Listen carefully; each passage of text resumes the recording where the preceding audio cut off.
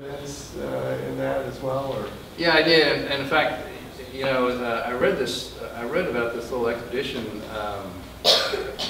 many years ago, and I always thought it was just this bizarre story. You know, this is American and 8 Marines setting off across the desert, leading Greeks and Egyptians and Syrians and Bedouin, you know, horse-mounted warriors, and really wasn't not prepared to believe it was not true.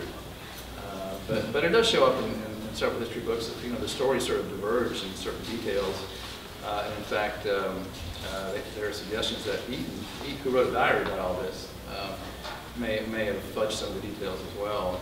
And you know, there are discussions about there being atrocities committed on both sides during the siege of Derna, and you know, but not a whole lot is known. In fact, until fairly recently, they didn't know whether it was 7 Marines or 8 Marines who went on the expedition, and I sort of played with that idea just because one of the Marines ends up going off and never being seen again. So, so it's just the sort of weirdness of this historical event and the idea of an American sort of setting himself up as a general who would command American troops, although he was not himself a military commander of the United States. It's not an American military officer. So that's it.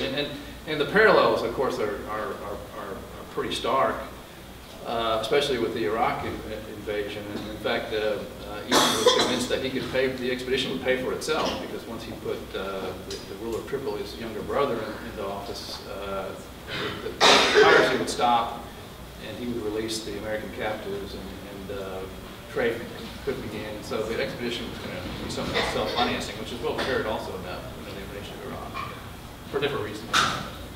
You know, and so some of the stories a little bit about post-traumatic stress disorder, which people didn't talk about, but certainly must have happened. So please, any questions for me or for Sean or for Chris or for Ayumi? Anything's fair game? Yes, sir. Hey, Dave. What I know with a family and a job and things, what's your favorite time of the day to write? Never happens. Reed and I, we work with Reed Bates over here.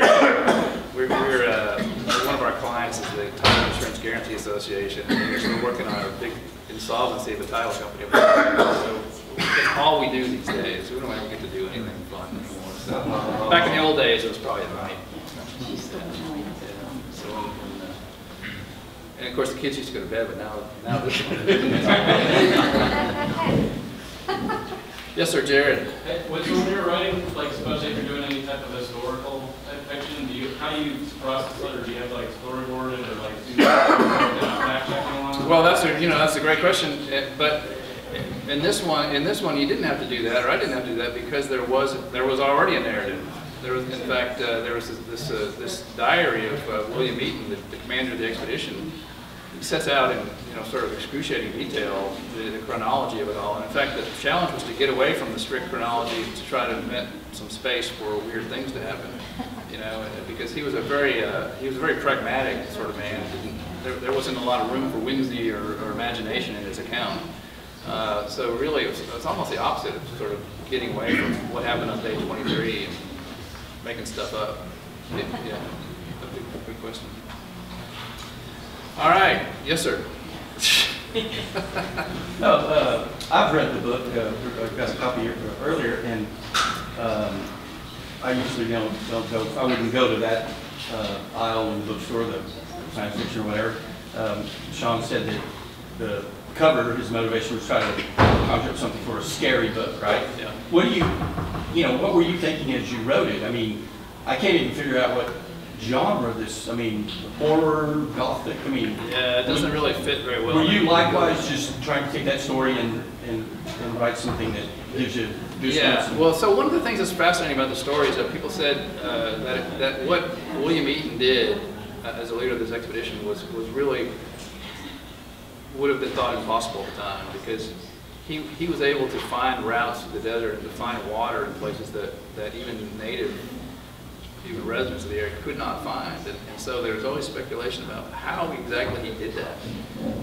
And so I made up this character who that's how he did it. A character who seems to have some supernatural abilities and is using the expedition for his own ends as a way of postulating how that might have occurred. And so, I mean, you know, it was a really remarkable accomplishment. And it was probably a bad idea to even try it, but they did make it to Derna and did take the city. So. And I'll just say one more thing about that event. That event is the one, of course, that's memorialized in the song about the Marines and the shores of Tripoli. And the leader of the Marines was a lieutenant named Presley O'Bannon, who, for his heroism, was basically awarded a sword, I think by the state of Virginia, that was shaped like a saber, or vaguely like a saber, and that's the sword, the ceremonial sword that the Marines wear to this day, based on his heroism at that battle, the Battle of Derna.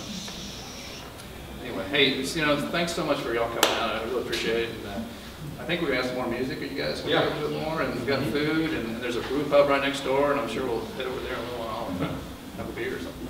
I was just going to say, ninthplanetpress.com, where you can keep up on all the hot things that are happening, the new books, the new graphics.